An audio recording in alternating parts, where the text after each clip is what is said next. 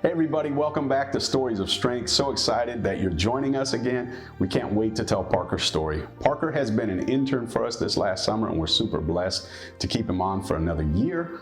Also, I know it took a lot for Parker to tell his story, and I'm super proud of him for being vulnerable enough to tell his story as he continues to walk through it. See, as Parker and I talked about it, we came up with just because your story isn't finished doesn't mean it can't be told. That's what Stories of Strength is all about, walking through adversity, but still holding on to hope in Jesus. So we sure hope you enjoy Parker's story of strength. People say when God closes a door, he opens a window. But sometimes people have to be honest and say, but it really stinks to walk through a long hallway.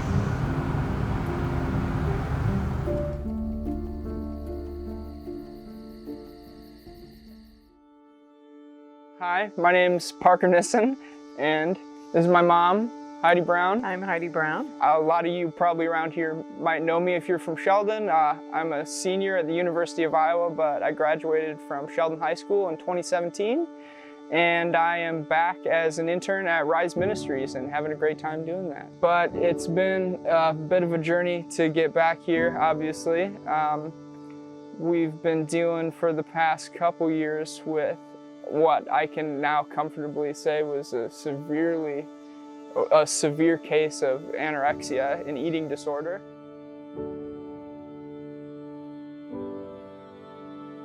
So I went to college. I was a really good student naturally in high school, and I had just been telling myself that like my entire senior year, I'm gonna go into like neurosurgery or something like that. I want to do something big.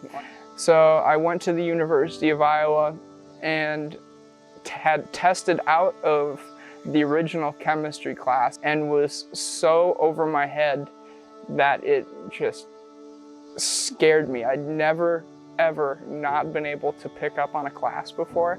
That was the first time I ever heard him. I heard fear, and I'm not sure of myself. I didn't know enough at that point to change my major or anything like that, but I had some buddies that joined a CrossFit gym and started following a lot of these CrossFit social media personalities on Instagram and stuff like this, and going to a couple off-campus workout facilities.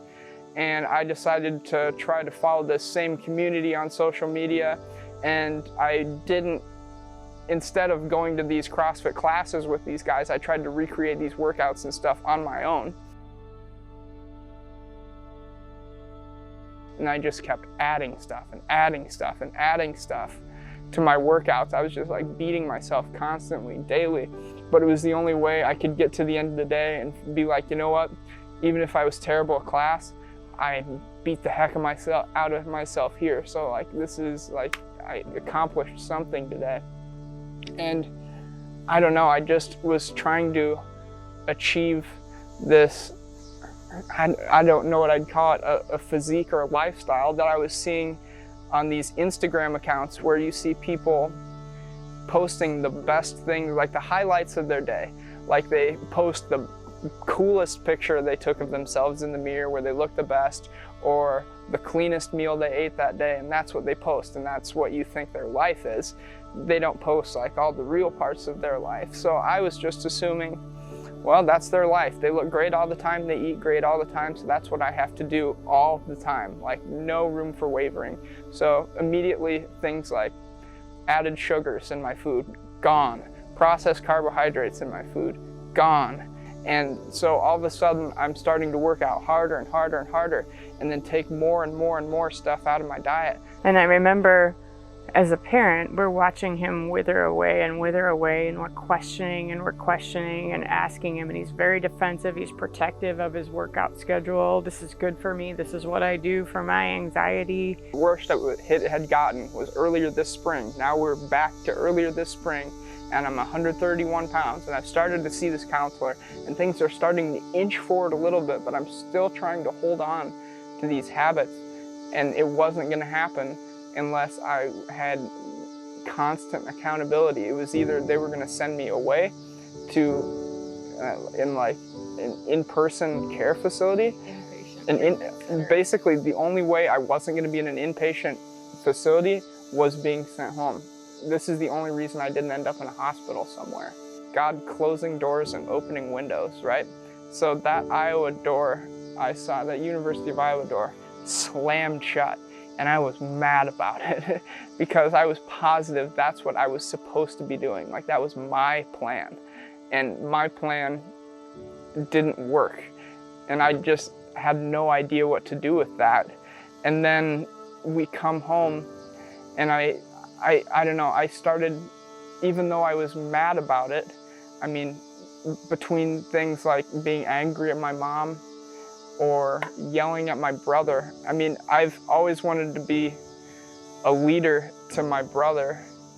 He's looked up to me in my entire life. And all of a sudden, here's this person 2 years younger than me that I've been a borderline parent to myself, is not letting me leave the house until, like, I drink a glass of milk or eat in front of him because he's scared that I'm not going to feed myself. It's like, I'm not sure I've ever been lower than that in my entire life. In my mind, I wanted to fix this. How can I fix this for him? At the same time, I'm thinking, oh my gosh, did we miss something? Somehow did we do this? Lord, did I break him? I'm having to remember, and Lord, this was a heck of a way to remind me, but he's not really mine. He's God's. And I just am blessed to be able to borrow him and parent him while he's here.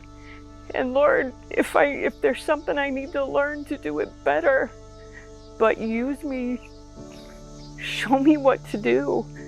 A story doesn't need to be over for you to tell it, because there are people who need to know that there are people going through things right now. Everybody's got a journey they're on, and we just need to learn how to love each other through those journeys.